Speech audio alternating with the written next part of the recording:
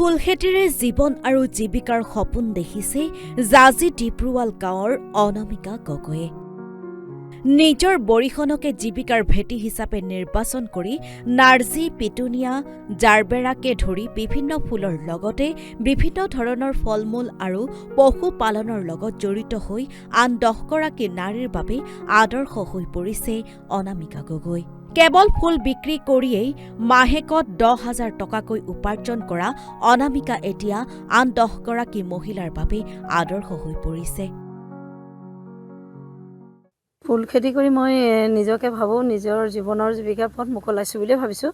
কাৰণ কেলৈ মই প্ৰতি সপ্তাহত দুবাৰ নাৰ্জী ফুল দিব পাৰোঁ। তাতে জাৰবেৰা আৰু নাৰ্জী মই দুইটা সম পৰিমাণে দি আছোঁ। সপ্তাহত মই দুবাৰকৈ দিওঁ আৰু কিচেনথিমাম এতিয়া দিবলৈ আগবাঢ়িছোঁ আৰু কলি ধৰিছে, ফুলিছে আৰু তাৰ লগতে জাহাজী কল, জাতি কলৰ পৰা আদি কৰি ফল-মূলৰ ছিজন টাইমত ফল-মূলো দিওঁ।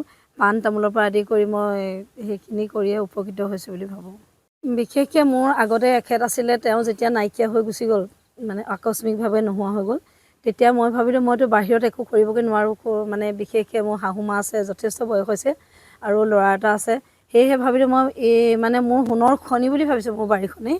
ইয়াতে মই যদি নিজকে নিজে নিয়োজিত কৰি সময় দিছোঁ বাৰীখনতে, সময় দি তথাপিতো যথেষ্ট নিজৰ গোটৰ ফালৰ পৰা সেইবিলাকতো থাকে আৰু মহিলাৰ, তথাপিতো মই বাৰীতে সময় দি মই নিজকে নিজেই টকা উপাৰ্জন কৰিবলৈ সক্ষম হৈছোঁ।